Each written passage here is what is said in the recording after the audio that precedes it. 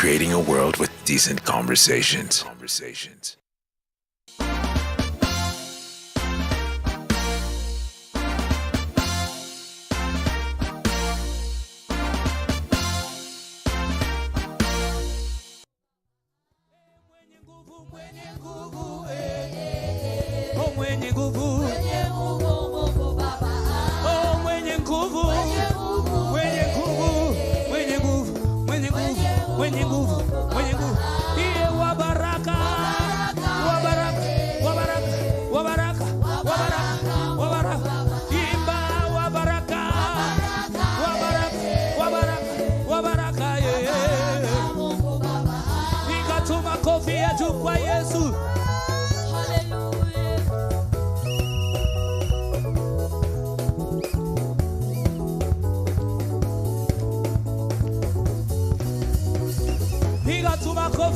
Kwa Yesu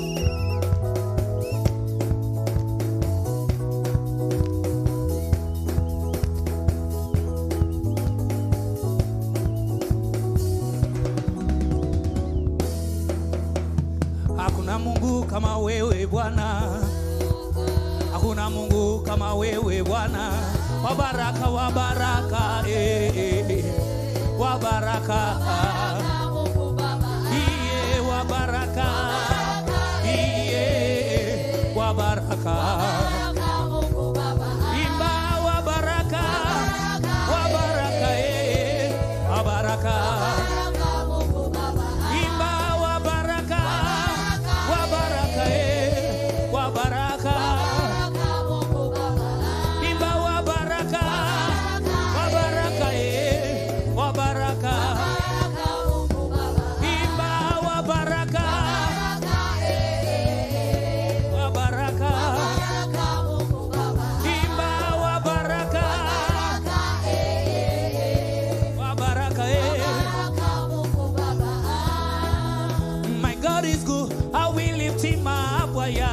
everywhere I go, I will lift him up. My God is good. I will lift him up.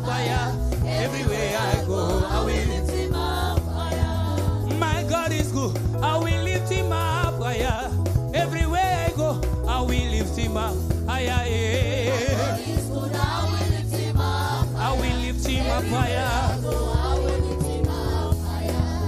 My God is good. I will lift him up. Everywhere I go, I will lift him up. Everywhere I go, I will lift him up. Oh, my God is good. I will lift him up. Everywhere I go, I will lift him up. I will lift him up. Take me to Nairobi. I will lift him up. Everywhere I go, I will lift him up. I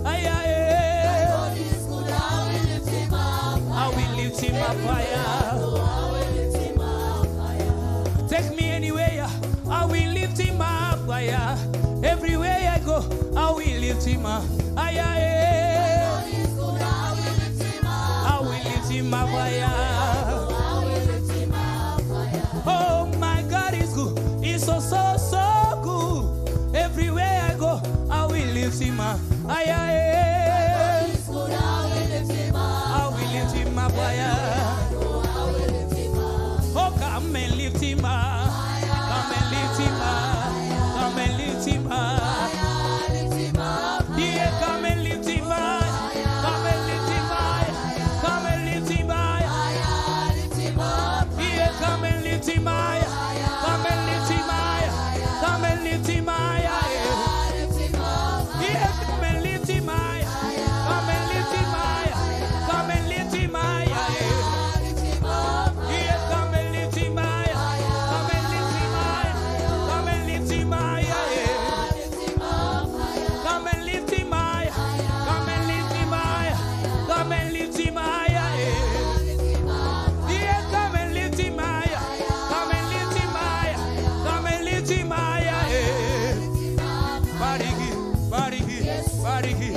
bariki, bariki, bariki, bariki, bariki, bariki, bariki, bariki, bariki, bariki, bariki, bariki, bariki, inua, inua, inua, inua, inua, inua, inua, inua, inua, inua, inua, inua, wapi vigelegele.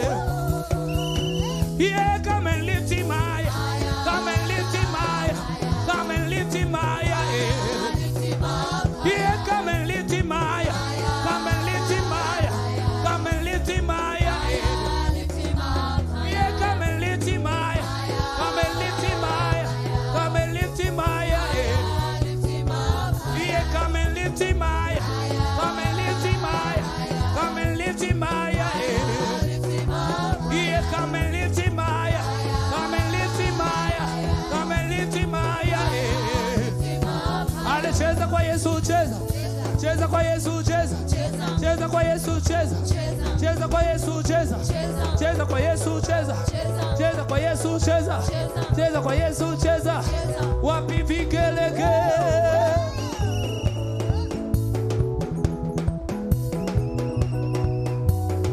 Higher, higher, higher. Lift Jesus higher. Higher, higher, higher. Lift Jesus higher. Higher, higher, higher. Higher, higher, higher. Lift Jesus higher. Higher, higher, higher. Higher, higher, higher. Lift Jesus higher. Lift Jesus higher. Wapi vigelegele.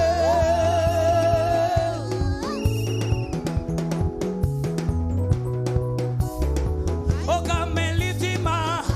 Come and lift him high. Come and lift him higher. Yeah, come and lift him high. Come and lift him higher. Come and lift him higher. Yeah, come and lift him higher. Come and lift him higher. Come and lift him higher.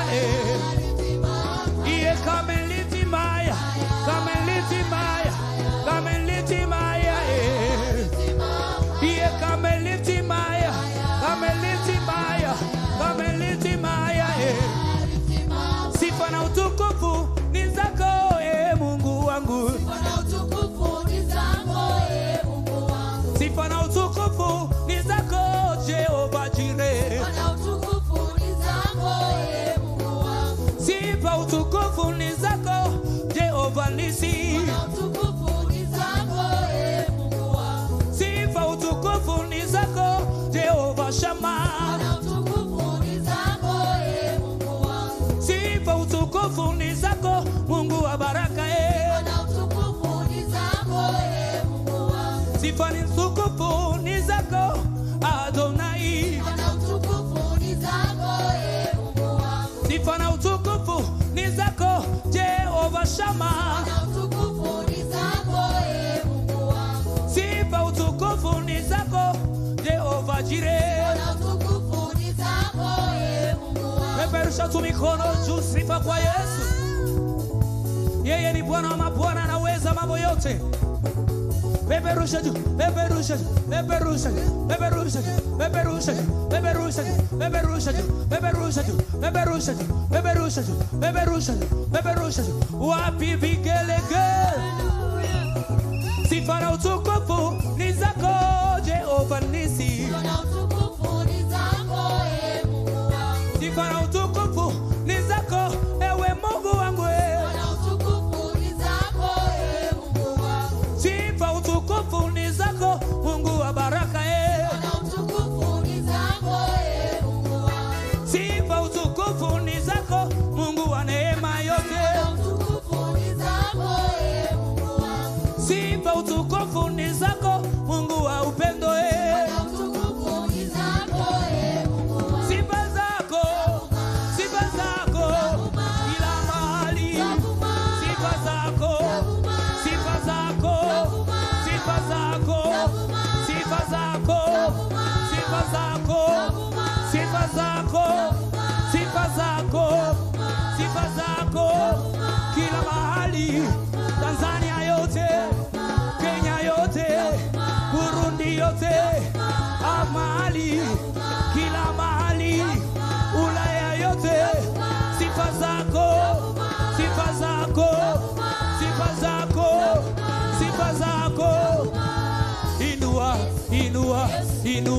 inua, inua, inua, inua, inua, inua, inua, inua, inua, inua, bariki, bariki, bariki, bariki, bariki, bariki, bariki, bariki, bariki, bariki, bariki, bariki, wapi vigelege,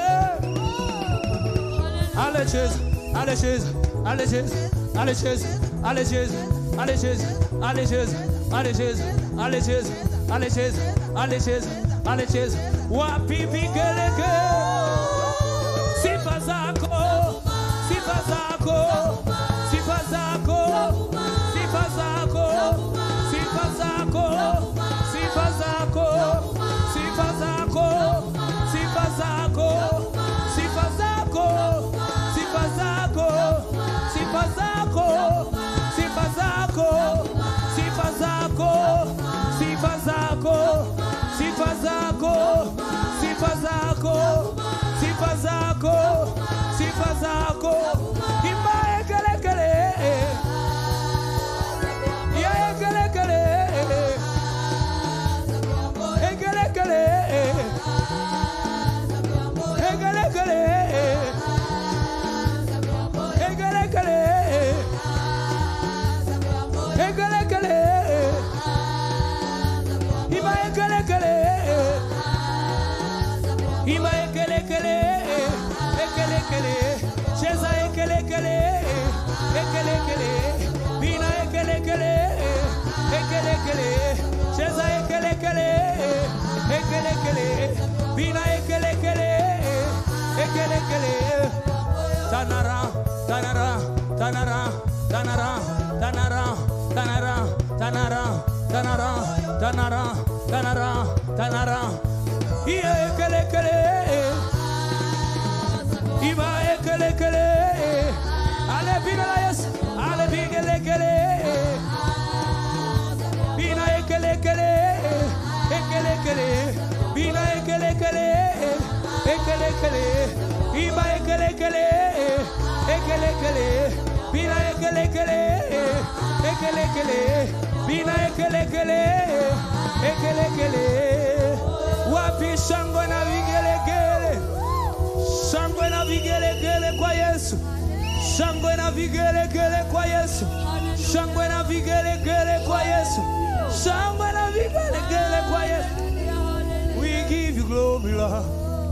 We give you glory, Lord. We give you glory, Lord. Yeah, all the praise belongs to you. All the glory belongs to you. Mighty God, we honor you, we praise you, we lift you. You are mighty, you are excellent.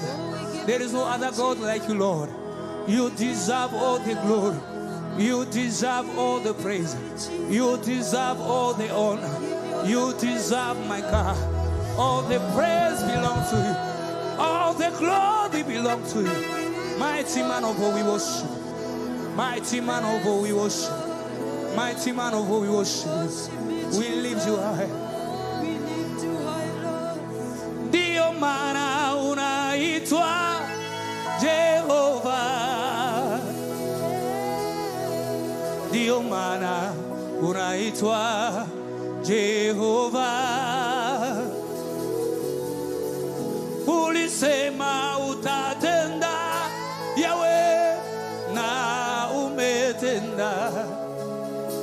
Dio mana unaitwa Jehovah. Ndio maana unaitwa Jehovah. Ndio maana unaitwa Yahweh, Jehovah. Ulisema utatenda, Yahweh, na umetenda. Ndio maana unaitwa Jehovah. Ndio maana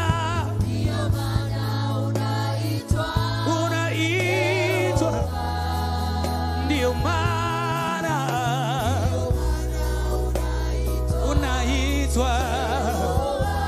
Wewe ulisema utatenda,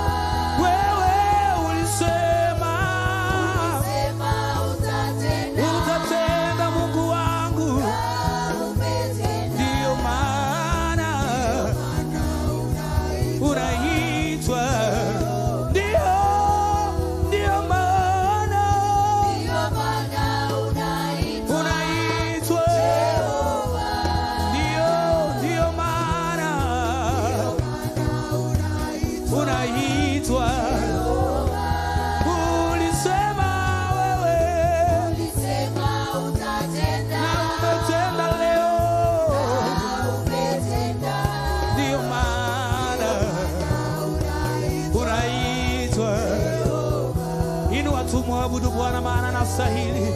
Yeye ni Jehova, yeye ni mfalme. Alisema atatenda na ametutendea. Alisema atatukomboa na ametukomboa. Yeye ni Jehova, ni mfalme wa wafalme, ni Bwana wa mabwana, ni Alfa na Omega. Yeye ni jemedari, yeye ni mfalme, yeye ni Adonai. Ana nguvu na uweza, anafanya mambo ya ajabu, anafanya mambo ya ajabu, anafanya mambo ya ajabu. Jehova tunakuinua, Masia tunasema ni wewe, Jehova tunasema ni wewe, mfalme tunasema ni wewe. Hakuna mwingine Bwana, haulinganishwi, haulinganishwi, haulinganishwi, haulinganishwi, haulinganishwi, haulinganishwi. Yawe haulinganishwi, haulinganishwi wewe Bwana. Rebo shandara rabayanda. Ndio maana unaitwa Jehova, ndio maana unaitwa Jehova. Ulisema utatenda na umetenda, ndio maana unaitwa Jehova. Yawe tunakuita Jehova, tunakuita Jehova, tunakuita Jehova, tunakuita Jehova, tunakuita Jehova, tunakuita Jehova, tunakuita Jehova. Unastahili Bwana, unastahili Yawe. Ulisema utatenda na umetenda. Bwana tunakuinua, tunakutukuza, wewe ni Mungu. Unafanya mambo ambayo mwanadamu hawezi kufanya. Unaponya magonjwa ambayo mwanadamu hawezi kuponya. Unainua watu ambao mwanadamu hawezi inua. Unatenda kwa watu ambao mwanadamu hawezi akatenda. Unabadilisha hali ambazo mwanadamu hawezi badilisha. Haufananishwi na kitu kingine Baba, haufananishwi na kitu kingine. Unafanya mambo ambayo mwanadamu hawezi akafanya. Unanifanyia mambo ambayo hata baba yangu hawezi akanifanyia. Unanitendea mambo ambayo mama yangu ameshindwa kunitendea. Rebo shikabayanda, rabo sandara, rabo zibayanda, rabo shakarabayanda, rabo satarababa zeterebo, rimba karababa. Yahweh, Yahweh, Yahweh, Yahweh, Yahweh. We live to you, we live to Yahweh. We live to Yahweh. You are Yahweh. You are Yahweh. You are Yahweh. You are Yahweh. You are Yahweh. You are Yahweh. You are Yahweh. We worship you. We worship you. We worship you. We worship you. We worship you. We worship. We worship. We worship. We worship. We worship. We worship. Yahweh, we worship. We worship. We worship. Adonai, we worship you. You are holy. You are holy. You are holy. You are holy. You are holy. You are holy. You are holy. You are holy. You are holy. You are holy. Rabba baba baba baba seterebo. Rimakatara rabo sitarabaya. Rama shanderebo sibaya. Yahweh, we worship you. Rebo shandara rabo Raise your voice and worship. He's doing things that no man can do. He's changing situations that no man can change. He's making a way that no man can wait. He is the God. He is I am. Adonai El Shaddai. King of glory will lift you. Rebo Shatarababaya. Ramakandarabos. Sitarabos. Rabo Sanderebos. Shakaraba.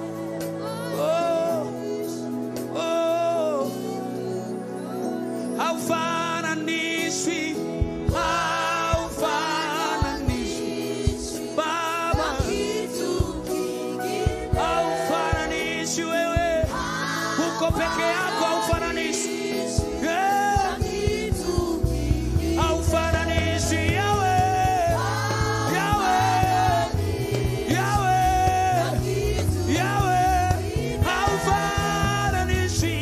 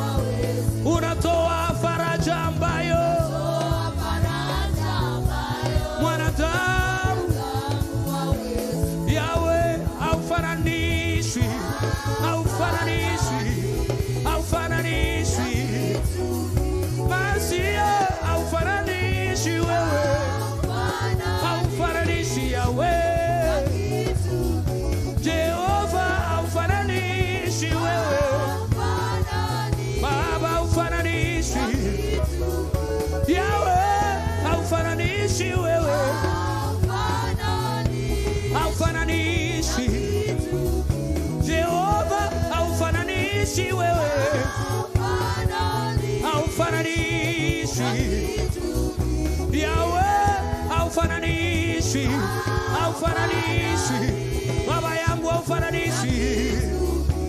Masia aufananishi. Aufananishi. Aufananishi. Aufananishi. Yahweh aufananishi. Rebo shanarabo shikarabaya. Jehovah aufananishi. Aufananishi wewe.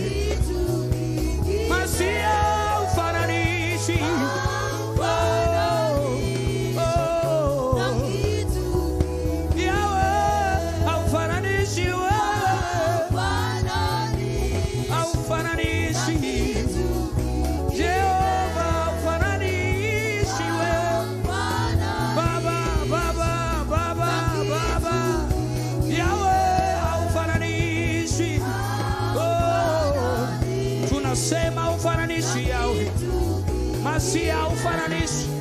Hakuna mwingine tunaweza kukompea na wewe. Hakuna mwingine tunaweza linganisha na wewe. Wewe ni mfalme wa wafalme. Wewe ni jemedari. Wewe ni mwenye enzi. Wewe ni Adonai. Una nguvu na uwezo. Una nguvu na uwezo. Hakuna la kukushinda wewe. Hakuna usiloweza wewe. Hakuna ngumu mbele zako yawe. Wewe unaweza yote. Wewe unapita yote. Wewe unashinda yote. Wewe ni mkuu zaidi.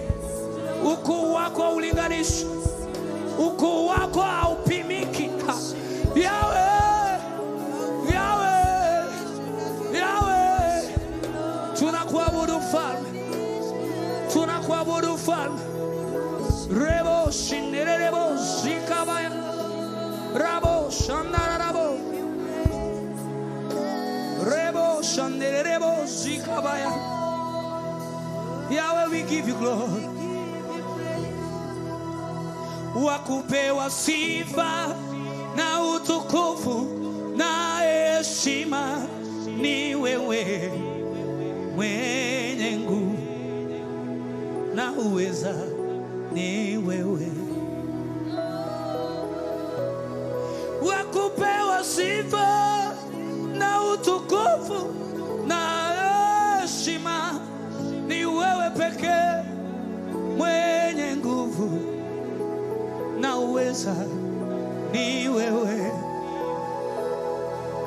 Yahweh, wakupewa sifa na utukufu na heshima ni wewe, mwenye nguvu na uweza ni wewe. Wakuinuliwa na kutukuzwa na mataifa yote, mwenye nguvu na uweza ni wewe. Kutoka ndani ya moyo wangu Bwana ninakuinua, kutoka ndani ya moyo wangu Bwana ninasema sina Mungu mwingine ila wewe, nina wewe peke yake, nina Mungu mwenye mmoja tu, wewe peke yake. Bwana wa majeshi ninakuinua, Bwana wa majeshi ninakuinua, Bwana wa majeshi ninakuinua, Bwana wa majeshi ninakuinua, Bwana wa majeshi ninakuinua, Mfalme ninakuinua, Jemedari ninakuinua, mwenye nguvu ninakuinua. El Shaddai, El Shaddai, El Shaddai, El Shaddai, El Shaddai, El Shaddai. Yahweh, wakupewa sifa, Yahweh, na utukufu, mwenye nguvu, mwenye nguvu na uweza, wakupewa sifa, Yahweh, na utukufu na heshima ni wewe, ni wewe, mwenye nguvu, mwenye nguvu, yeah. Yahweh, wakupewa sifa na utukufu na heshima ni wewe, ni wewe, ni wewe, ni wewe, ni wewe, wakupewa, wakupewa.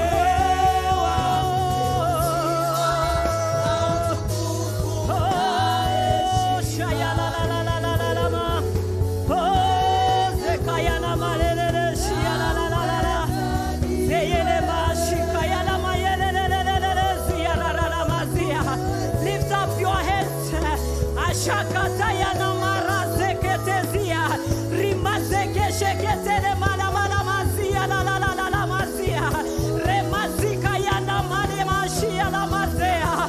Father, this evening we honor your name, oh God. We call you Yahweh, our God. We call you Yahweh, King of Kings. We call you excellent Daddy. We call you perfect, oh God, because that is who you are. We lift up our heads and say thank you. Jehovah, thank you for choosing us to appear in Zion this evening. Lord, we don't take it for granted. Abba, Father, we magnify your name. We exalt your holy name, oh God, in the mighty name of Jesus.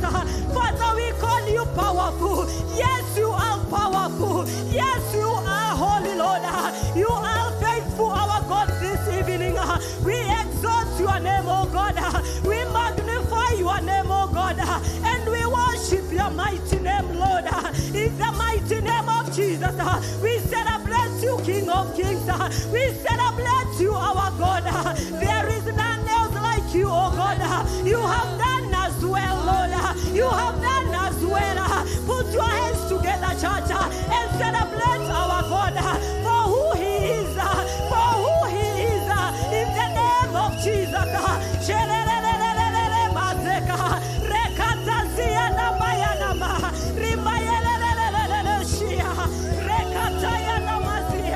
Father, we bless your name. Father, we exalt you. Lord, this evening we are saying everything written about you is great. And so you are great, our God. You are great. You are great. You are great. You are great, our God. In Jesus' mighty name we worship. In Jesus' mighty name we worship. Put your hands together and celebrate yourself for coming. Our online viewers, we love you. We love you. Thank you so much for tuning in this Wednesday. We thank God for you in Jesus' mighty name. Help me to celebrate and acknowledge our bishop and our prophets. You can do better for our spiritual covering. You can do better for our prophets in Jesus' mighty name. In Jesus' mighty name, we worship. I welcome you to day 38 of our prayers and fasting. Today, we are blessed to be in the house of God to pray. In Jesus' mighty name. We are going to read the word of God in James 1 verse 17 before we pray. James 1:17, New King James, the Bible says, because of time, every good gift and every perfect gift is from above and comes down from the Father of lights, with whom there is no variation or shadows of turning, in the name of Jesus Christ. I want you to lift up your hands and say, we are going to refuse to remain ungrateful for what God has done for us. We refuse to remain ungrateful this evening in the name of Jesus Christ. Lift up your hand and say, I refuse to remain ungrateful. I refuse to remain ungrateful after all God has done for me. After all God has done for me. Jehovah God, this evening, I refuse to remain the same. I refuse to remain ungrateful in the mighty name of Jesus Christ. Lord, you have done as well. You have done me well, oh God. You have done as well, oh God. And today, Lord, we refuse to be ungrateful. We refuse to be ungrateful, oh Lord, for many things you have done. Jehovah God, for divine help in our lives, Lord. We refuse to remain ungrateful in the name of Jesus Christ. Jehovah, for good things in our lives, many good things you have done in our families, Lord. Jehovah, we refuse to be ungrateful. We refuse to be ungrateful, oh God. You have done as well. You have done as well. Father, for preserving us. Jehovah, we come to say thank you. Lord, we come to say thank you for preserving us, Lord. Jehovah, we come to say thank you for fighting our battles, Lord. We come to say thank you. We come to say thank you for provision, Lord. Jehovah, we are grateful. Lord, we are grateful. Jehovah, we are grateful. In the mighty name of Jesus Christ, for salvation, Lord. Jehovah, we are saying thank you. Lord, we are saying thank you. In the mighty name of Jesus, for victories in our life. Lord, we are grateful. Lord, we are grateful. Lord, we are grateful for wonderful deeds in our lives. Lord, we are grateful. Jehovah, for satisfying my thirst with good things. Jehovah, I am grateful. I am grateful this evening. I am grateful, Lord, for satisfying my thirst with good things, Lord. Lord, I come to say thank you in the name of Jesus. My soul, my soul, my soul, my soul.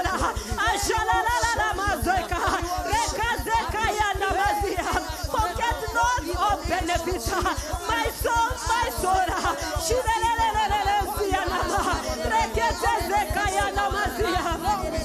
Jehovah, we say thank you.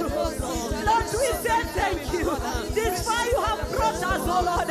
It It has taken your heart, oh Lord. It has taken your mighty heart, Lord. This far, Lord, mkono wako umetubeba. This far, oh Lord, mkono wako umetubeba. Ashakalalalalalezeka. Rimayana malamasia. Jehovah, we come to say Imela. Imela, Imela, Papa. Imela, Imela, Papa. Imela, Imela, Papa. Shalalalazekayana. Makayene mazikaya. Jehovah, we say thank you for preserving our lives, Lord, that we can stand, that we can sit, that we have food on the table, Lord. Jehovah, we are grateful. Jehovah, that we are not sleeping outside. We have somewhere to sleep. Jehovah, we have somewhere to call home, Lord. Father, we are grateful. Lord, we are grateful. Lord, we are grateful.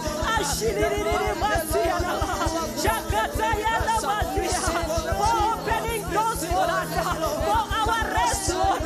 Lord, I am grateful. For open doors, Lord. Daddy, I am grateful. Lord, I am grateful.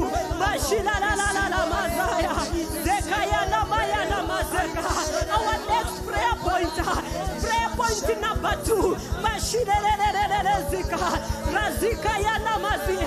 Father, we are grateful. In Jesus' mighty name we give thanks. Amen. Lift up your hand and say, although mountains, we can do better. Although mountains, standing before me, shake and fail in the mighty name of Jesus. Clap your hands as you pray. Oh, you mountain, standing before me, in the mighty name of Jesus. Shake and fail, shake and fall, shake and fall, shake and fall, in the mighty name of Jesus. According to the word of God, in Zechariah 4:17, in the name of Jesus.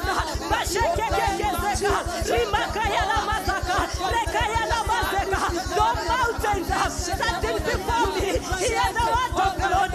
Shake and fall in Jesus' name. Shake and fall in Jesus' name. Shake and fall in the mighty name of Jesus. In the mighty name of Jesus. In the mighty name of Jesus. Mountain standing on my way of open doors. In the name of Jesus. Shake and fall. Shake and fall. Shake and fall. In the name of Jesus. Mountains standing before my progress. Hear the word of the Lord. In the mighty name of Jesus. As I pray tonight. In the name of Jesus. Shake and fall. Shake and fall. Shake and fall. Shake and fall. In the name of Jesus Christ.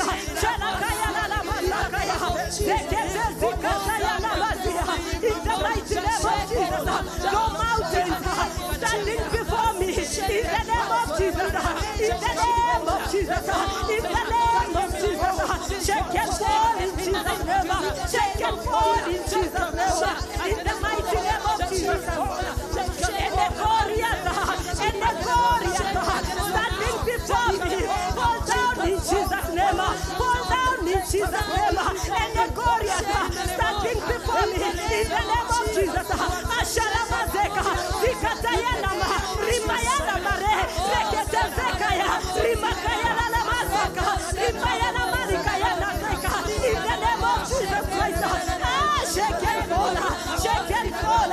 Shake and fall. In the name of Jesus. Mountain of hindrance. Hear the word of the Lord. Arakayanana. Rimayana mazikaya. In the name of Jesus. Shake and fall in Jesus' mighty name. In the mighty name of Jesus.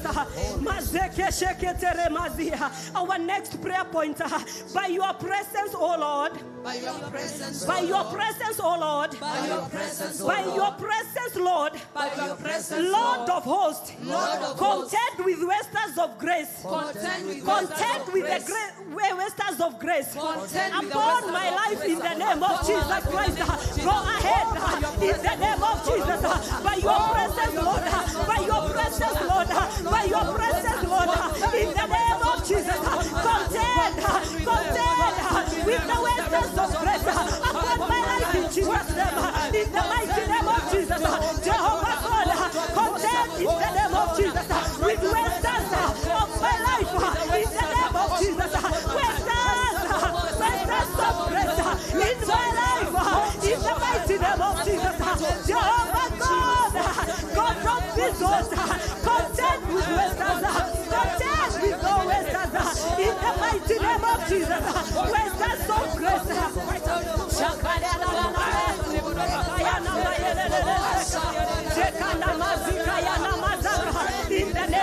Jesus Christ.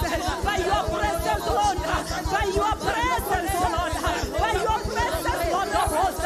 Contend with Western. Contend with Western. Oppress upon my life. In the name of Jesus Christ. Contend with them. Western.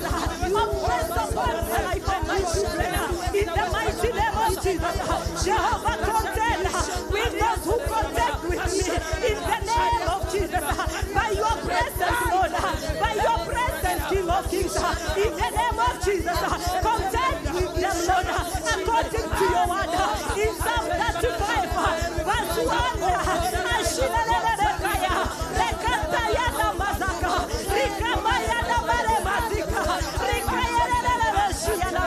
In the mighty name of Jesus, and Jehovah God, contend with those who contend with us, Lord, according to what your word in Psalm 35, in the name of Jesus.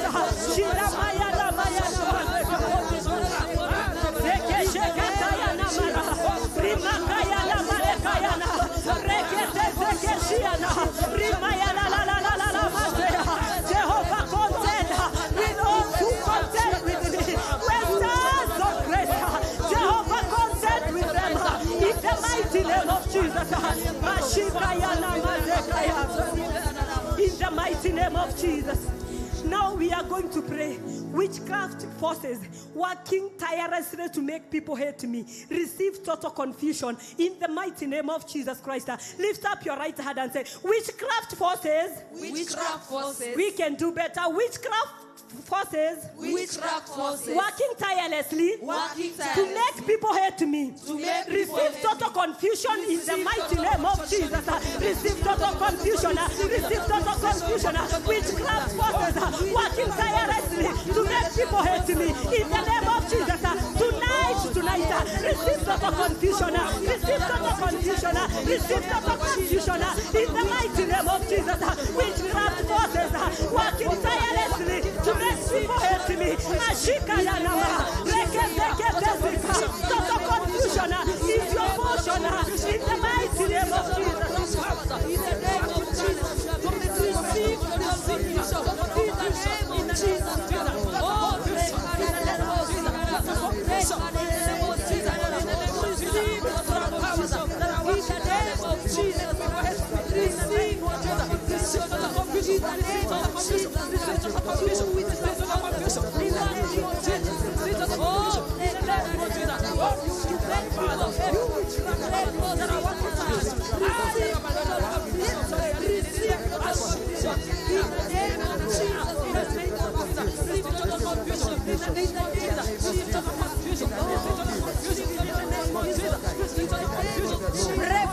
Pray in the name of Jesus.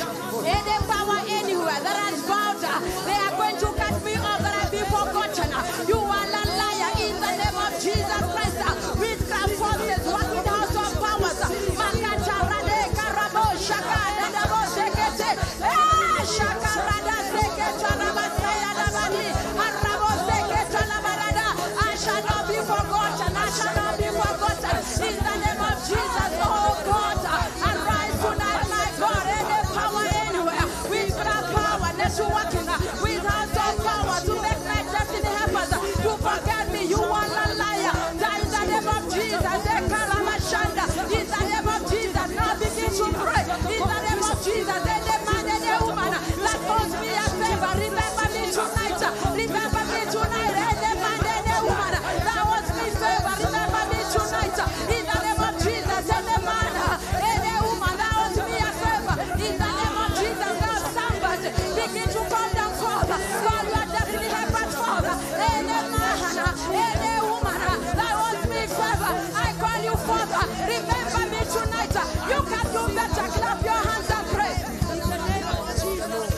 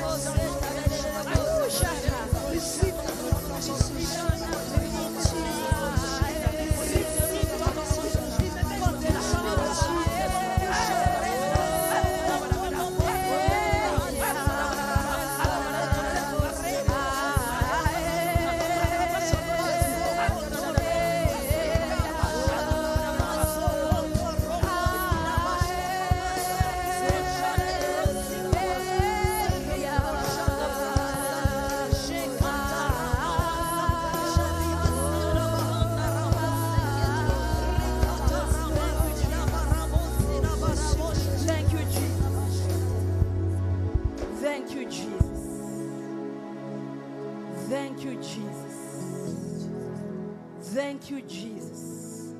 Somebody just lift up your hands and tell him, thank you, Jesus. Thank you, Jesus. Don't pray with me. Somebody just lift up your hands and tell him, thank you, Jesus. Thank you, Jesus. Just lift up your hands in the name of Jesus. And begin to tell him, Lord, I thank you for everything you've done for me in this program. I thank you for allowing me to come into your presence, Lord. I thank you for allowing me to come and lift up my hands. I thank you for allowing me to give offerings in your presence, oh God. I thank you, Father God, in the name of Jesus Christ, Lord, for your power, for your presence, for your spirit upon my life, oh God. Day after day, for the last 38 days, Abba Father, you have carried me, my God, into your presence, oh my God. I am so grateful, Lord, in the name of Jesus. It is not by power, it's not by might, but by the Spirit of the Sovereign Lord, in the name of Jesus. Oh, come on, somebody, in Jesus' mighty name. The Lord has been in our midst for the last 38 days. Every time we have lifted our hands to pray, He has been here to answer our prayers. Just lift up your hands in the name of Jesus Christ. Let your voice echo louder than your neighbor. Throw your voice like an arrow tonight in Jesus' mighty name. Tell the Lord, I am so grateful, my God, for the spirit of power upon my life, oh God, for the grace to prevail and the grace to wait upon you, Lord. I am so grateful tonight, Lord, in the name of Jesus. Father, receive all praise, receive all honor. Now somebody put your hands together. Celebrate the goodness of God. Celebrate the grace of God. You can do better in the name of Jesus. Celebrate Jesus. Celebrate the power of God. I cannot hear your celebration. I cannot hear your jubilation. Put your hands together, victors. Celebrate the Lord. Better, better, better, better. Better, better, better.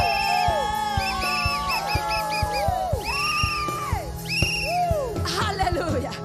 Somebody say, Holy Ghost fire. Holy Ghost fire. Rekindle your fire in me. Rekindle your fire. I want you to be deliberate. Holy Ghost fire. Holy Ghost fire. Rekindle your fire Rekindle your fire. in me. In me. You get the prayer point?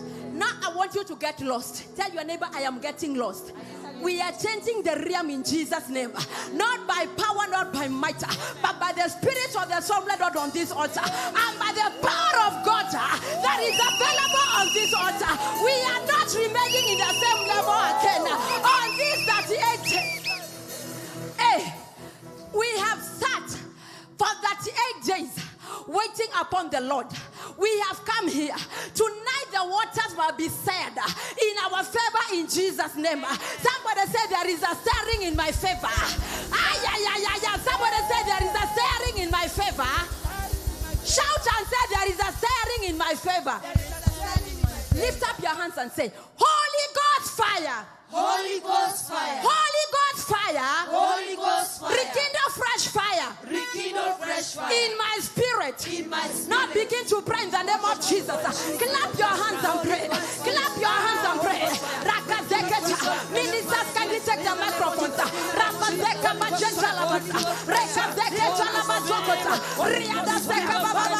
Holy Ghost fire. Rekindle fresh fire in every area of my life. Holy Ghost fire. It gives me a fresh. Holy Ghost fire. Rekindle fresh fire. Holy Ghost fire. Rekindle fresh fire. In the name of Jesus. Holy Ghost fire. Holy Ghost fire. Rekindle fresh fire upon my life. Holy Ghost fire. Rekindle fresh fire upon my prayer altar. Holy Ghost fire. Rekindle fresh fire in my life. In the name of Jesus. Somebody pray. Somebody pray. Clap your hands. Holy Ghost fire. Rekindle fresh fire in my life tonight. Holy Ghost fire. Fire of the Holy Ghost. Fall upon my flesh. Fire of the Holy Ghost. Burn in me again. Fire of the Holy Ghost. Burn in my life. Holy Ghost fire. Somebody clap your hands. Clap your hands and pray. Clap your hands and pray. Fire of the Holy Ghost. Fire of the Holy Ghost. The Bible says, Arabashakata, Rakazekata, Ramashakata, Rikazekata, Riabadalida, Arababaseta, Rekababasheta, as they waited in the upper room, suddenly, sons of fire, that's an abundance. Tonight, God of fire, tonight, Jehovah, we ask you tonight, let sons of fire, rest upon us, sons of fire, Jehovah, you're the consuming fire, rekindle, fresh fire in my life, oh God, let your fire break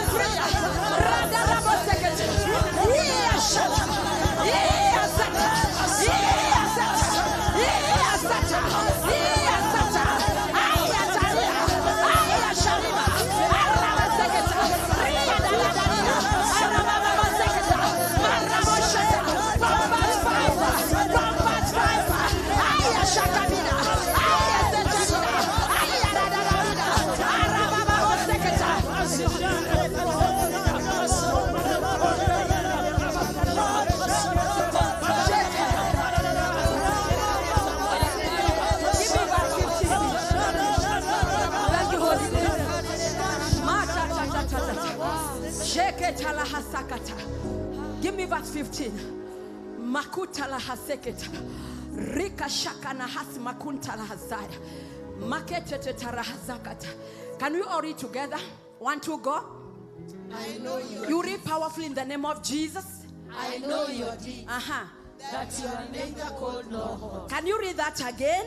I know your deeds, that you are neither cold nor white. I wish you were either one or the other. Can you read again? I know your deeds, that you are neither cold nor hot. I wish you are either one or the other. I wish you are either hot or cold. What do you choose tonight? What do you choose to become? Hot. Next verse. Next verse. Hallelujah. Can we read together powerfully? So, Can you read powerfully? 1, 2, go.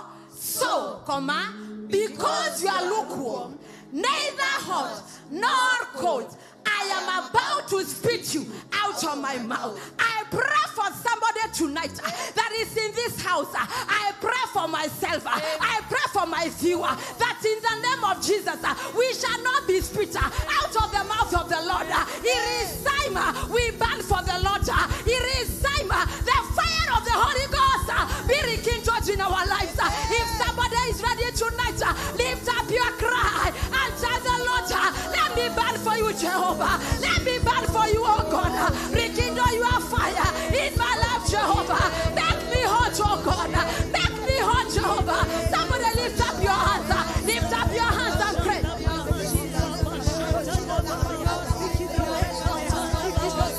It's a choice you make.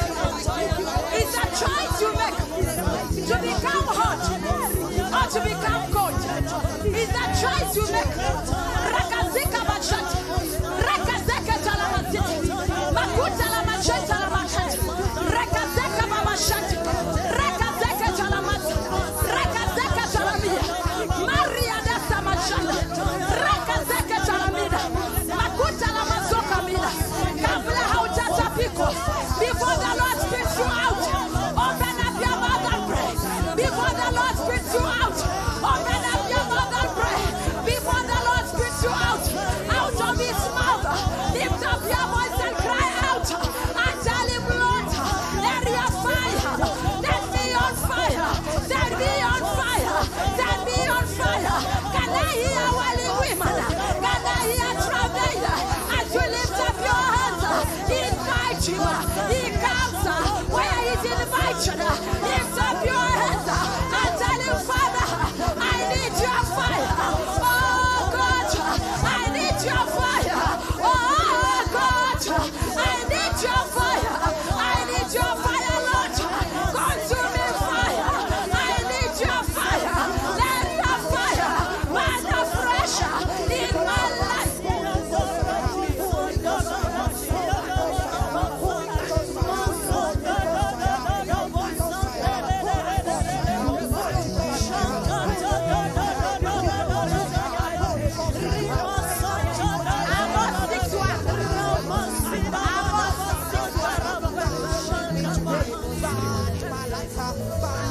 In Jesus' name. Tell your neighbor, my neighbor, my neighbor. Rekindle your fire. Can you talk to them loudly? Tell them, my neighbor, my neighbor. My neighbor, my neighbor. Tonight, I pray for you. I pray for you That the fire of the Holy Ghost that the fire in your life will be fanned. In whose name? Can we read the word of God together? 1, 2, go powerfully. all to you who are complacent in Zion.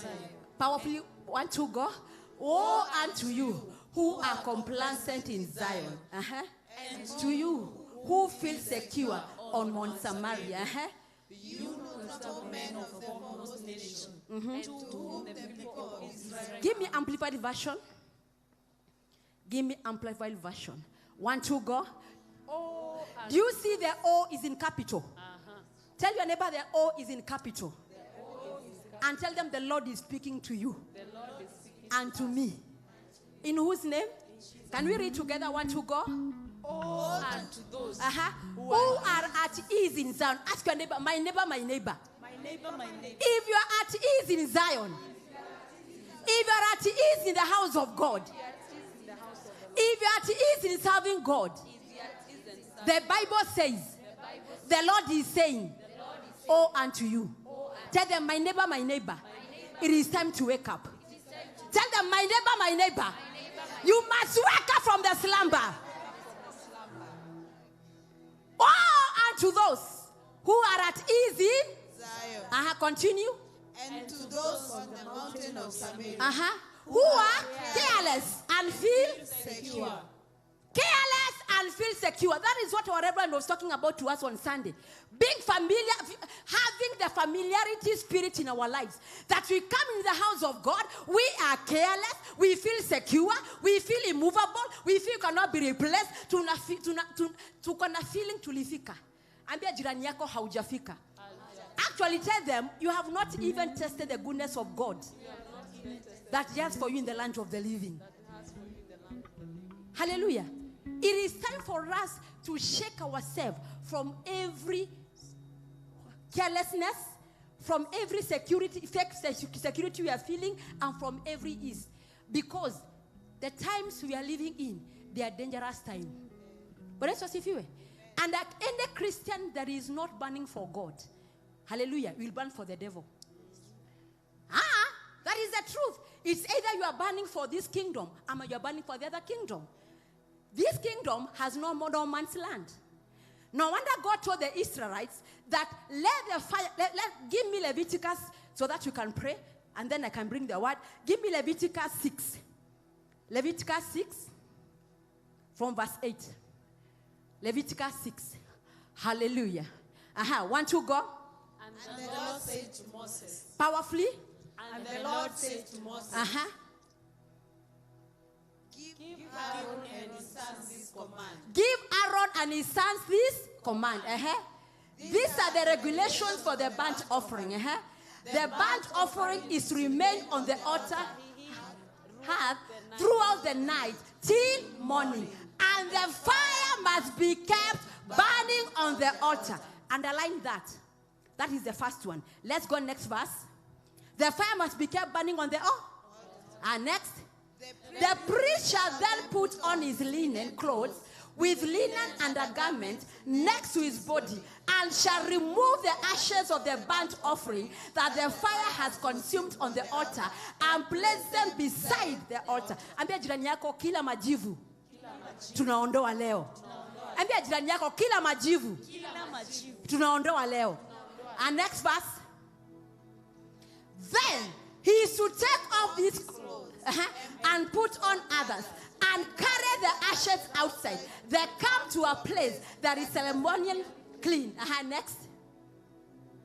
The fire on the altar must be kept burning. Hiyo ni ngapi? Let's go on. It must not go out. Every morning, the priest is to add firewood and arrange the burnt offering on the fire and burn the fat on the fellowship offerings on it. Next. Now, powerfully. The fire must be kept burning on the altar continuously. It must not go out. How many times has the Lord spoken about keeping the fire burning? 3. How many times? 3 times. How many times? 3 times. Siwasiki, how many times? 3 times. How many times, church? 3 times. How many times? 3 times. If the Lord is emphasizing the fire must not be put off, why is your fire off? Tell them tonight, my neighbor, the Lord shall rekindle your fire. In whose name? So lift up your voice and say, Father, in the name of Jesus. Father, in the name of Jesus. You better pray. Father, in the name of Jesus. Father, in the name of Jesus. Make me a transformer. Make me a transformer of your fire. Of your fire. Do you know when you become a transformer, you become a supplier? I expected a hand clap. Transformer ya keno, hallelujah, ina supply kino yote. Sisi tunakaa Lavington, transformer ya Lavington supplies, hallelujah. Tell the Lord amen for Minister Alice. Amen. Hallelujah. So lift up your hands and say, lift up your hands and say, Father, in the name of Jesus. Father, in the name of Jesus. People give me Micah 3:8. Micah 3:8. Micah 3:8. Hallelujah. I love the word of the Lord. Micah 3:8. 1, 2, go. Give me KJV version. KJV version. 1, 2, go. But truly I am full of power. I can't hear you. But truly I am full of power. Can you say that again? But truly I am full Can of you power. say that again? But truly I am full of power. By what? By the Spirit of the Lord. But truly I'm full of power, not by ugali, not by inheritance, but by the Spirit of the Lord. Somebody say, I am full of power. Somebody shout, I'm full of power. Somebody jump and say, I'm full of power. Turn around and say, I'm full of power. Somebody shout, I'm full of power. I am full of power. So we are telling the Lord, Jehovah, tonight, oh my God, let me carry your power like a transformer, that wherever I go, I shall supply your power in Jesus' name. Nikikuta wamekufa na wafufua. Nikikuta ambao macho hawana na wapatia macho. Nikikuta hawana pesa kunakuwa na miracle money. Can I hear powerful amen? Lift up your hands and say, Father, in the name of Jesus, Father, in the name of by your Spirit, make me a transformer of your power. In the name of Jesus. Now pray that prayer point in Jesus' name. Whether you clap your hands or not, I want you to pray that prayer. Ragazeka bashata. Ragazeke talama. Pray.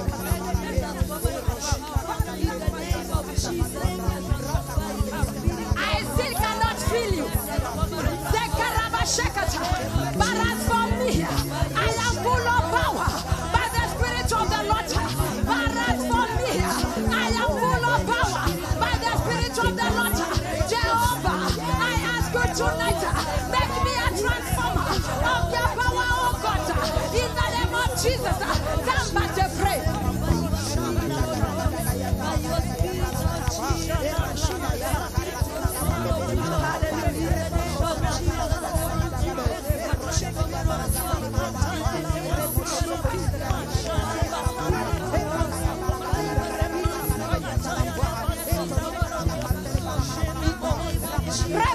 Pray. But as for me, surely I am full of power by the Spirit of the Lord. Give me all in Balabo.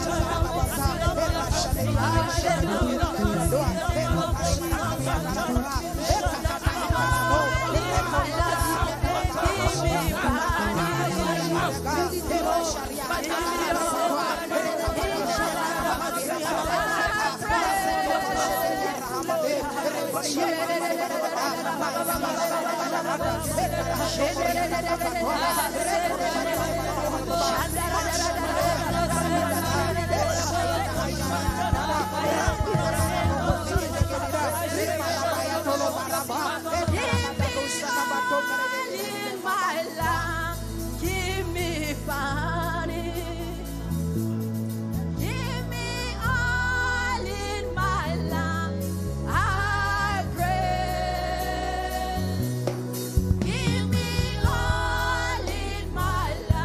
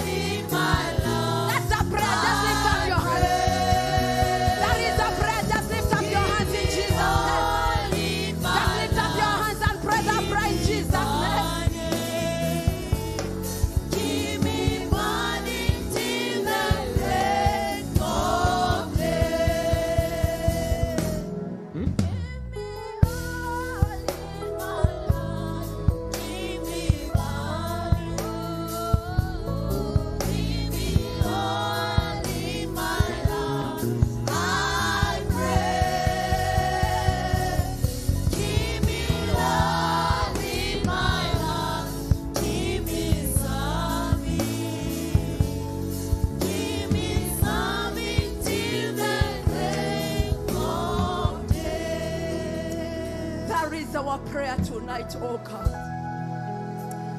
The Lord, we shall be like the wise girls. The Father, in Jesus' name, our lamps shall be full of oil. And the Lord, we shall keep on burning and burning for you. Increase, oh God, your oil in our lamps. For you are the one who lights our paths, oh God. You are the one who lights our lamps. We ask you tonight, Lord, light our lamps. Just lift up your hands and ask the Lord to light up your lamp. Just lift up your hands. It's a prayer that David prayed. Just lift up your hands and tell him, Lord, light my lamp tonight. Light up my lamp tonight, I pray. Light up my lamp, I pray tonight. In Jesus' mighty name we pray. A fiery amen. A rekindled amen. Amen. It's always an awesome, grateful, powerful time to be in the house of the Most High God. This is an altar where destinies are altered. And that is why God has always invited us into this place. And indeed, every time He invites us, His presence, His glory is always here to transform our lives, to change our lives for the glory of His name. Can I hear a powerful amen? Once again, I want to acknowledge the anointing and the grace of God that is upon my prophet, the priest of this altar. Can we put our hands together as we acknowledge the grace of God upon our bishop? You can do better. You can. I know you are fasting, but your hands are not fasting. Hallelujah. Amen. And to all our global church, we love you. Thank you so much for tuning in tonight. And tonight your fire must be rekindled. Somebody said tonight my fire will be rekindled. And for you for coming, God bless you. Amen. We may be seated. We learn quickly in the mighty name of Jesus Christ. We have read few scriptures, and the message tonight is rekindle the fire. The message tonight is rekindle the fire. We are here together, so please kindly talk back to me. I believe you have your notebook and your pen. It is time to learn. Rekindle the fire. Amen. So, give me Hosea. Give me Hosea's. Let's go back to Amos 6:1. Amos 6:1. Amen. When we read about, when you read it from the word of God from Amos 6:1, we are reading God is lamenting against His own very children that have become complacent in Zion. And if you continue reading Amos 6:1, you'll understand that there is a judgment that is coming to those who are at ease in Zion. There is a judgment that is coming to those who are complacent in the house of God.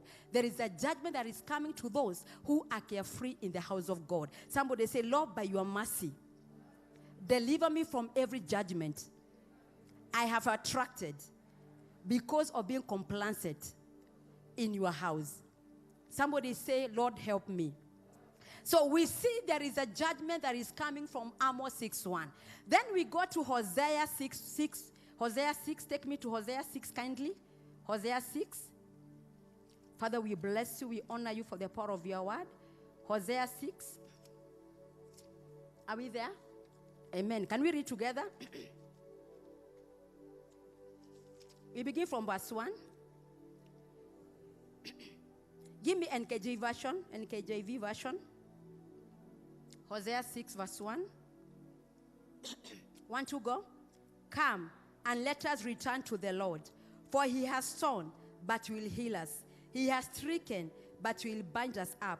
After 2 days, He revives us. On the third day, He will raise us up, that we may live in His sight. Can you give me amplified version kindly? Amplified version. 1, 2, go. Give me verse 1. 1, 2, go. You see the come is in capital. So there is a call from the Lord. There is a call from the Lord for us to return. God is inviting us and telling us, come. Hallelujah. Are we together? I want to from Amos 6:1. Remember, there is a judgment that is there because of being complacent in the house of God. Are we together so far?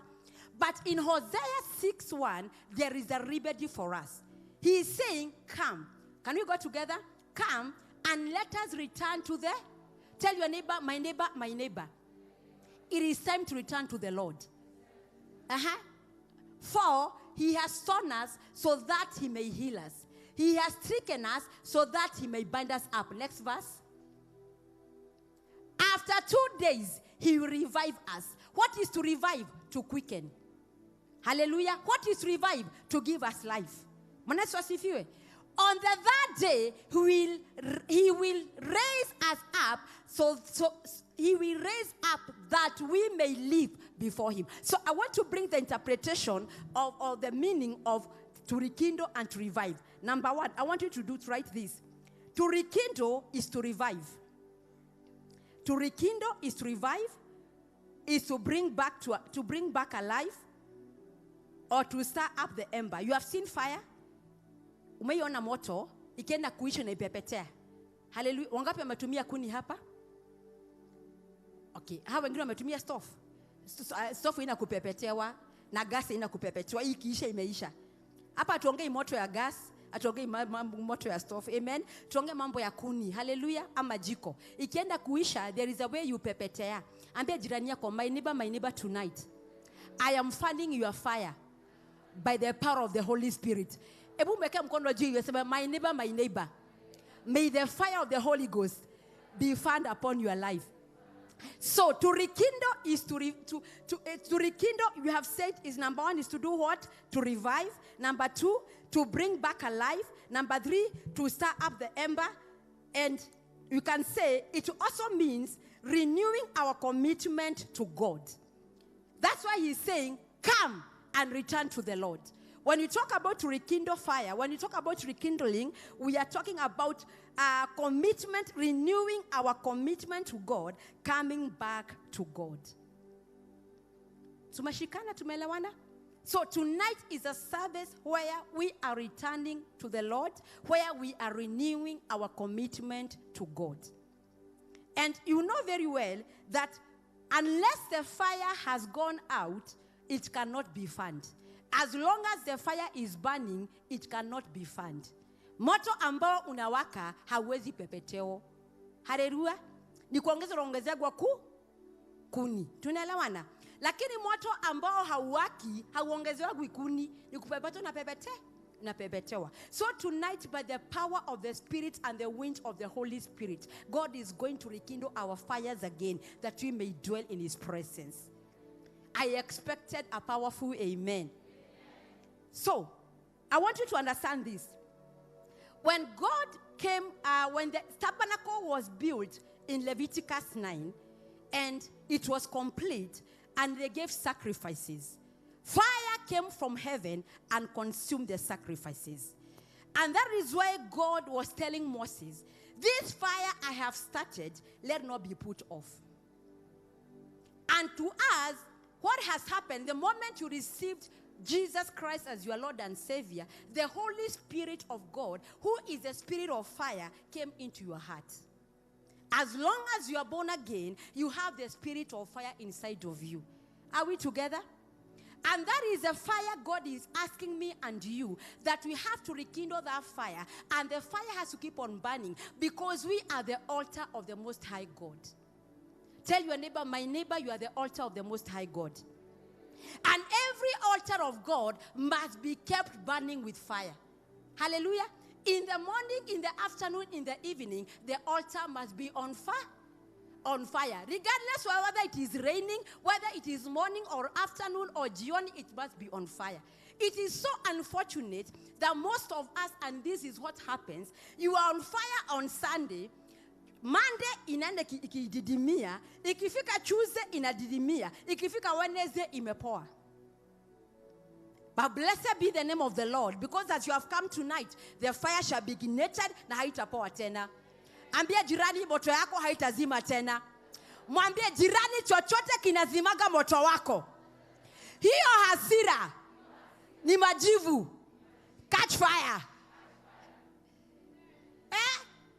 Muulize, nini nazimaga moto yako? Because this altar is altar of fire. Hallelujah. We come here on Sunday. We are ignited. We are burning on fire. We praise. We pray. We do everything. anything. But come by Wednesday, unajiangalia unashindwa ala, hata by that Wednesday ni mbali. Ukijiangalia Monday jioni unashindwa na nini nilikuwa nanifurahisha jana. Ambia jirani yako, whatever inazimanga moto yako. Neno la Mungu linasema majivu yote yatolewe. Hallelujah. So, I want us to understand this in Jesus' mighty name. We have several ways we can rekindle the fire of God. Number 1, get rid of the ashes. Get rid. Write down, get rid. Na kama wewe uandiki wewe, kama uandiki, get rid of the ashes. Hallelujah. By the grace of God, by the laying of hands by my prophet, I'm a teacher of the word. Hallelujah. That grace nimekunywa vizuri kwake. So get rid of the. We have read from Leviticus 6. Give me Leviticus 6, 10 to 13. Leviticus 6. Leviticus 6, 10 to 13. Kindly, media. Can we read together? Nimesema mambo yangu. 1, 2, go. 1, 2, go. And the priest shall put on the linen garment. And take up the ashes of what the fire has consumed with the burnt offering on the altar and get them beside the altar. Next verse. And he shall put off his garments and put on the other garments and carry the ashes. Carry the ashes outside the camp. Do you know ashes is an evidence of fire that was burning? Are we together? Ashes is an evidence of fire that was burning. And as long as the fire was burning on the altar and burning the sacrifices, there was fire that was remaining there. But it is so unfortunate that most of us, because of the life experiences that you have gone through, there are some ashes that have remained in our lives that have choked the fire of God. For some of us who have used kuni like me, if as long as there is ashes, hapo mbali mnawashia jiko, even if you put kuni, the moto can't waka. Is it true? Jiko ya makaa lazima ungeishika na uitingisha hivi ndio iwake. Are we together? Ata candlestick, kama iko na wax on the wick, inaweza waka. You have to remove the wick first for it to be lit up. Is it true? And that is why most of us here, we have some ashes in our camp. Our hearts could be bleeding because of previous experiences. Maybe you are going through a situation and you have no hope for life again. You have a lot of unbelief in you. Maybe it could be pride. And some of us, it could be hidden sin underneath the carpet. That sin, if you don't repent it is choking your fire. That heart that you are putting in your heart, let me tell you, people of God, as long as you are hurting and you're a child of God, wherever you go, you don't release the aroma of the glory of God. You release hurting to other people. Hallelujah. Because you have been called to represent Jesus wherever we go. And so, if you don't guard your heart with all diligence and you allow hurtings in your heart, and let me tell you, situations to hurt you will come. Hello? People will hurt you in the matatu, in the supermarket, in the working place, and even in church, and even in your own house. But guard your heart. Because if you don't guard your heart, what you have is ashes. That bitterness in your heart, ambia jirani yako ni majivu. That bitterness in your heart ni majivu. That offense, mwambie vizuri, hata kuambiwa. Mwambie that offense. That attitude ni maji? Ya msemi amen, ni majivu. Hallelujah. Ni majivu. Hallelujah. That offense and bitterness in your heart ni kutokuinua mikono kumwabudu Bwana ni ukiambiwa ufasi unakataa ni kutokuja kanisa ni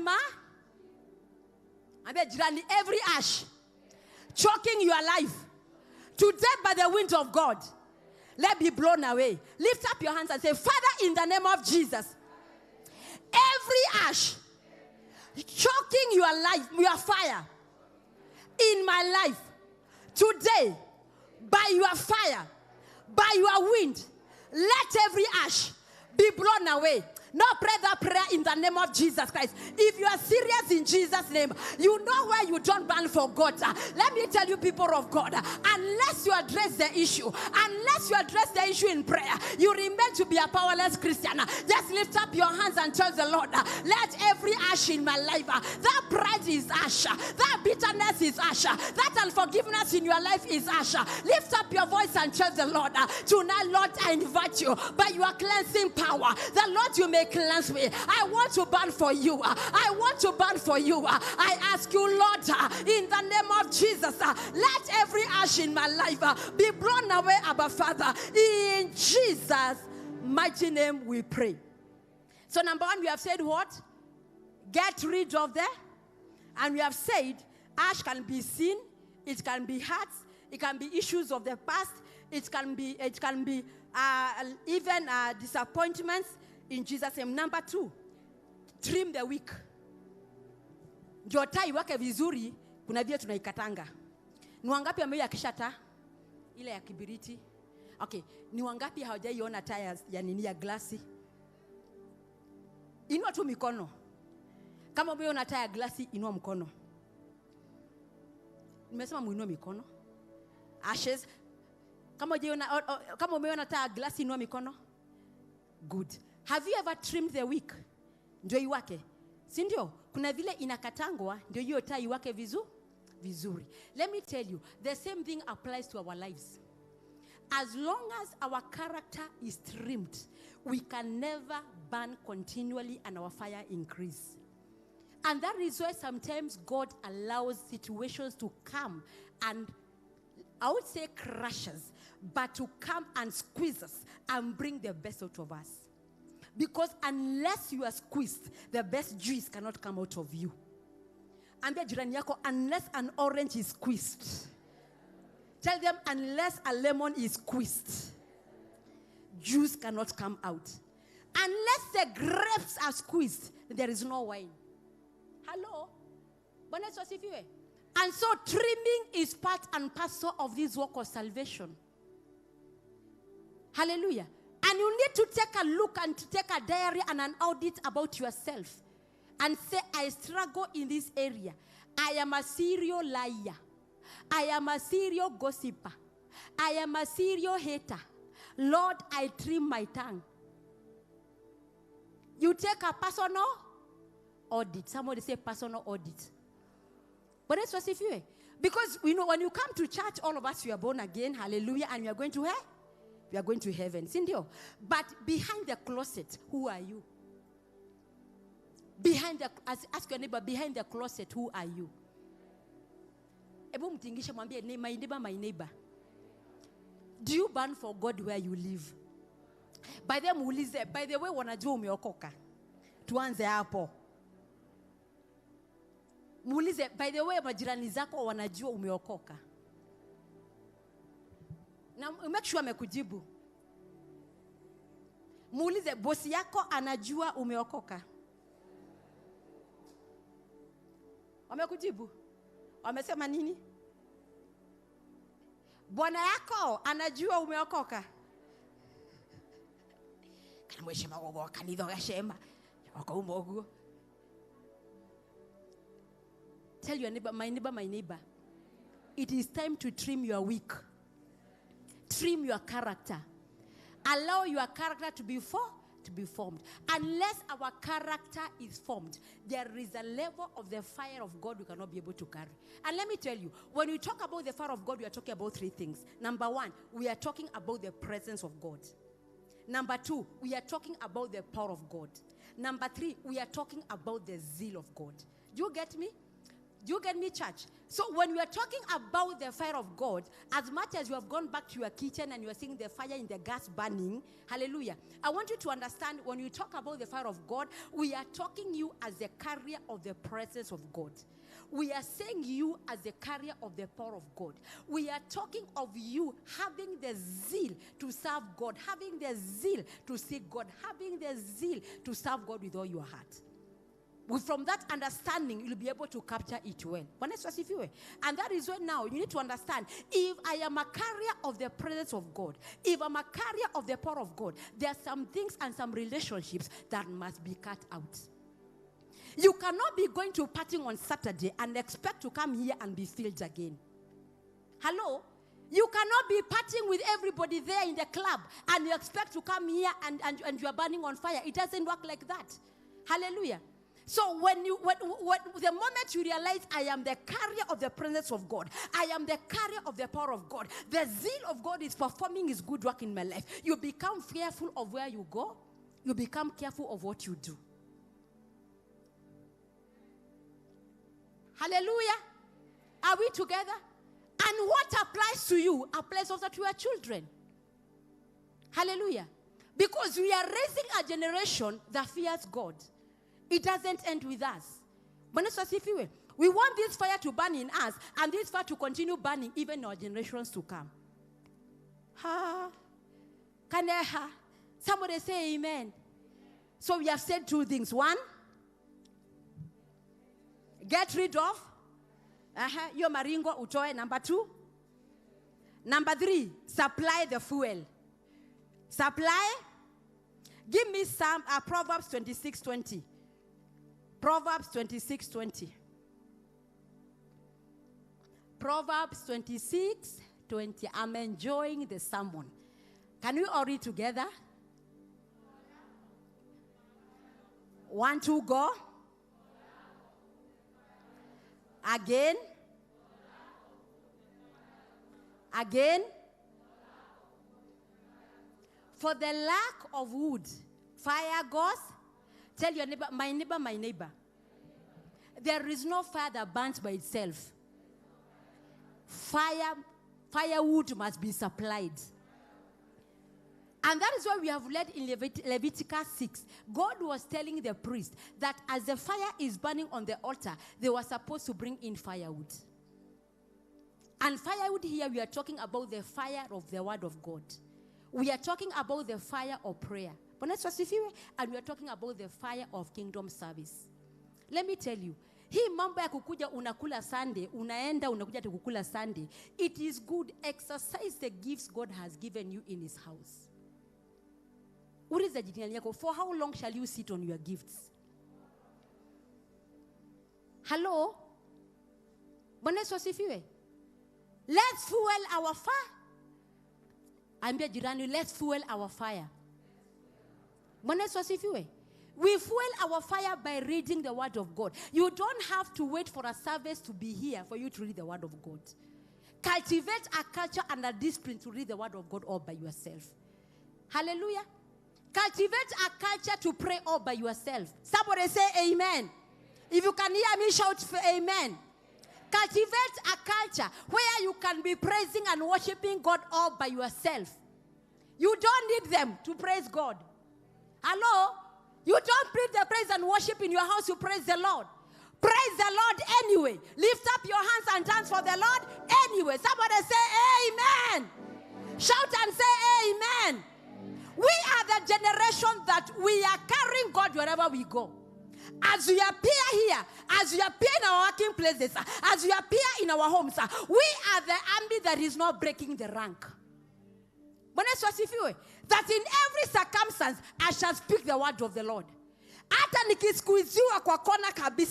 What will come out of my mouth is the word of the Lord. And I can even go before God and tell the Lord, I can be able even to reason in him based on his word and tell him, Father, this is the situation. And your word says ABCD. Come through for me. And he's faithful to watch over his word.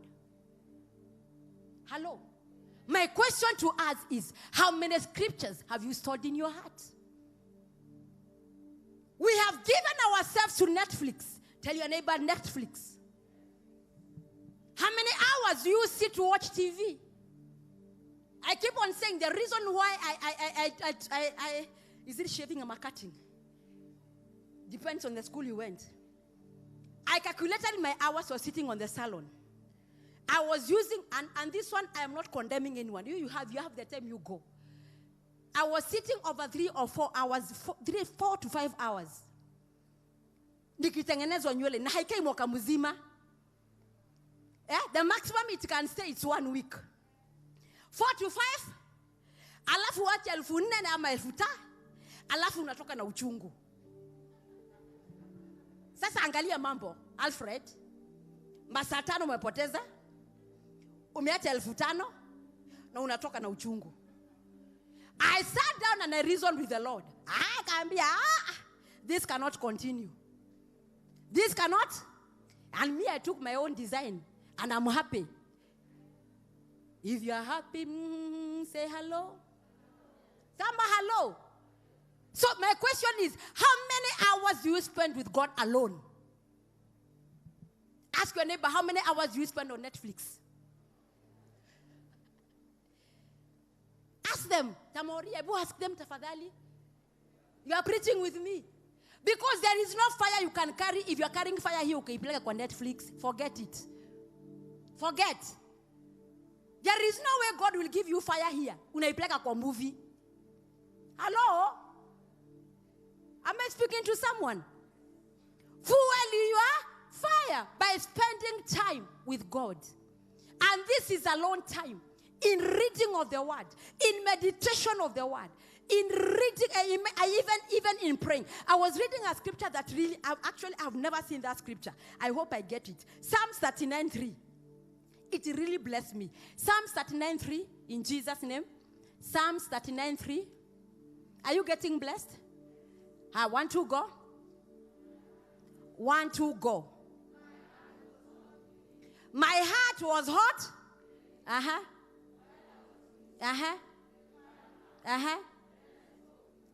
Give me another version.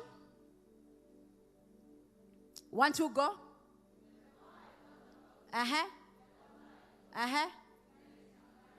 Give me another version.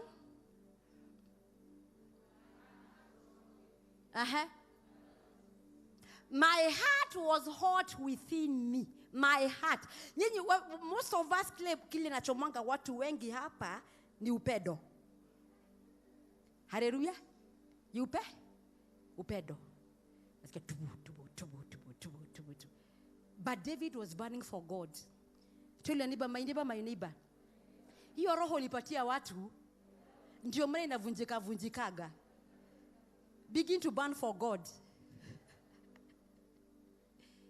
Hello. My heart was hot within me. While I was musing, to muse is to reflect. Imagine David's heart was burning for God.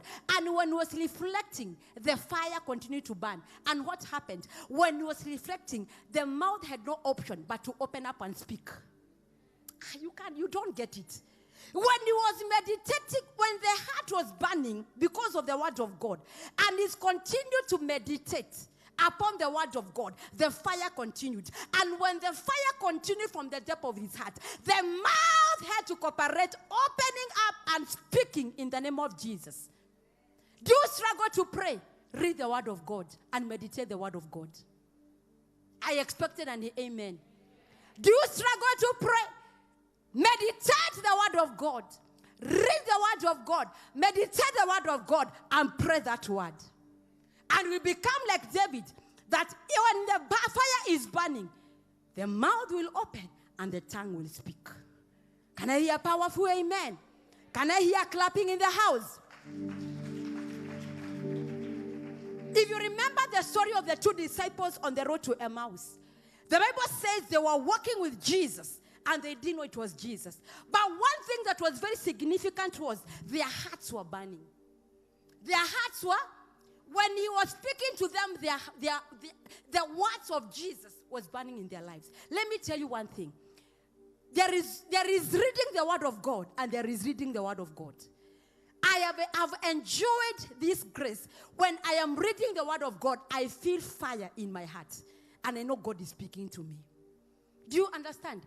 Don't read the word of God like a novel. Tell your neighbor, don't read the word of God like a novel. Hey, if you need a novel, go buy a novel. Hello? Hello? Read the word of God strategically. Have a notebook and a pen. Take notes. If you are blessed, clap your hands. The last one. Go back to the source and stay where fire is burning. Go back to the source and stay where fire is. That talks about fellowship.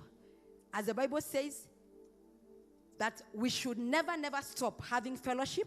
Remember this very well, that two are better than one. Bwana Yesu asifiwe. Kama kuni moja inawaka moto, uiongeze kuni zingine. Bwana Yesu asifiwe. There is a way that fire increases and it cooks the food very fast. Mumanisikia? Kuni moja, it will take more time ukiekelea nyungu kupika githeri. Lakini ukieka kuni pandi hii on this side. Sasa I want you to see the stones kwa village. Kuni mawetanga mawangapi tatu. Hallelujah. Uweke moto pandi hii, uweke moto pandi hii, uweke moto, kuni pandi na pandi, afu wakishio moto. Ukiekelea chakula, hiyo moto itaivisha chakula zaidi haraka kuliko kuni moja. Hallelujah. So you are coming together, we join our hands together, has more impact in our lives than when you are alone. Hello? Bwana Yesu asifiwe. Our having fellowship together has more impact than you having fellowship alone in the house. So after having the fellowship of the Holy Spirit in the house, all of us, you also gather here and we burn up for God corporately in the name of Jesus. Can I hear a powerful amen? So fellowship, my sisters and my brothers, let us go back to fellowship. Let us be found in the house of God and let us be committed in the house of God. And the last one, do not quench the fire of the Holy Ghost. Do not quench the fire of the Holy Ghost. That's the last one. Do not quench the fire of the Holy Ghost. So how many have I given you? Number one, how to rekindle the fire. Number one, powerfully one. Number two, number three, number four, number five, do not quench the fire of the Holy Spirit. So constantly keep on tapping to the fire of the Holy Spirit. Constantly keep praying in the Holy Ghost. Constantly, and when we talk about fellowship, let me add, there is no altar that what keeps the altar burning also is our sacrifices.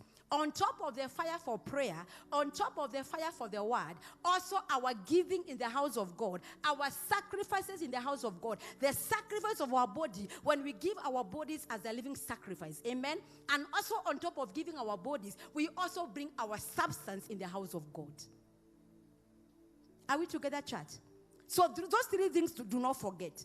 Number one, the fire of prayer, the fire of the word of God, and the fire of your sacrifice in kingdom service, and the fire of the sacrifice of your substance in the house of God.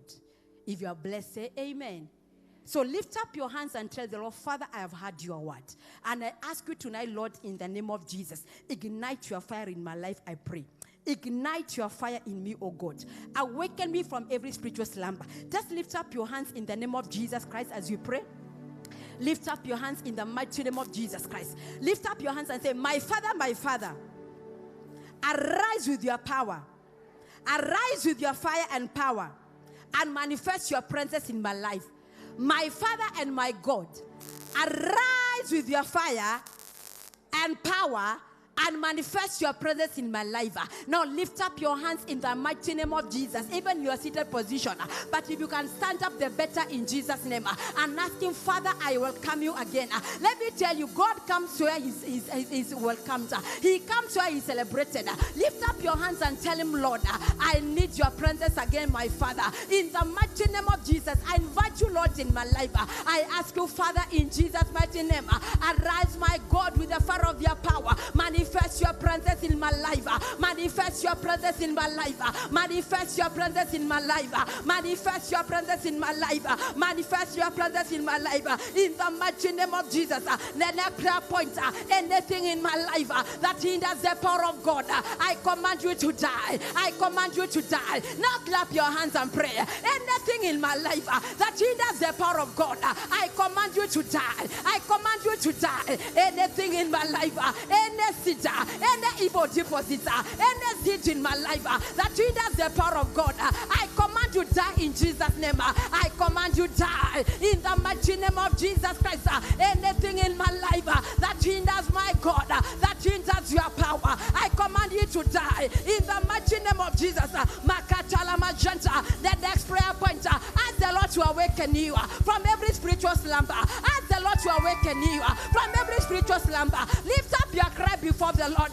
Tell the Lord, Father, in the name of Jesus, awaken me, my God. Awaken me, I pray. Awaken me from every spiritual slumber. Awaken me, I pray. Awaken me, I pray. Awaken me, I pray. Awaken me from every spiritual slumber. In the name of Jesus. Are you sincere with that prayer? Are you sincere with that prayer? Lift up your voice and tell the Lord, awaken me, I pray. Awaken me, I pray. Awaken me from every spiritual slumber. By the power of your spirit, oh God. Awaken me, I pray. From every spiritual slumber. Father, we thank you. And Father, we give you glory. You are here, you are not born again. And you are saying, Father, tonight, I want to give my life to you, that I may burn for you. I have burned for this world, and the only thing that is left in my life is ashes of defeat.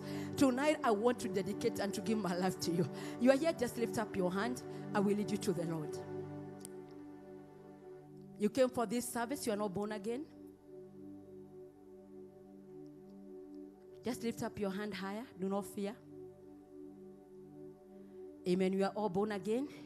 Jesus is Lord. Amen. For those who are watching us and would like to give your life to Christ, kindly say this prayer after me. Lord Jesus, I come to you this evening. I confess I am a sinner and I need your mercy. I ask you, Lord, wash me with your blood. Write my name in the Lamb's book of life. Holy Spirit of the living God, I invite you into my heart. Come and make my heart your home and seal me till eternity. If you have said that prayer, you are born again. Kindly, you are going to call the number that's on the screen and somebody is going to talk to you. We love you and we celebrate you. In Jesus' mighty name, we pray and believe. You can sit down as we prepare to give in Jesus' name. Our online viewers, kindly do not go before giving. The number to give is there on the screen, 0722712918. Our viewers, as we have learned tonight, one way to rekindle the fire of God is by giving our substance in the house of God. It's one way to keep the fire of God burning on this altar. So the number to give is 0722-712-918. The name will be Ruth Muta. 0722-712-918. Our global church from the north, the south, the east, and the central, we celebrate you. Thank you so much every time you tune in. Thank you for your giving. The God of all grace bless you. Even our CTN viewers, we love you so much. The number to give is there, 0722-712-918. For those in the sanctuary, there is an envelope on the seat. That envelope is yours. So kindly package your offering on that envelope. If you are giving through mobile giving, the number to give is there on the envelope. Kindly use that number on the envelope.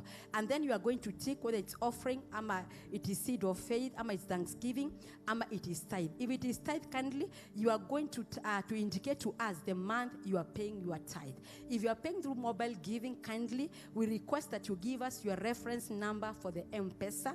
If you are using paybill number, also kindly give us the reference number. I'm giving you 2 minutes to package your offering.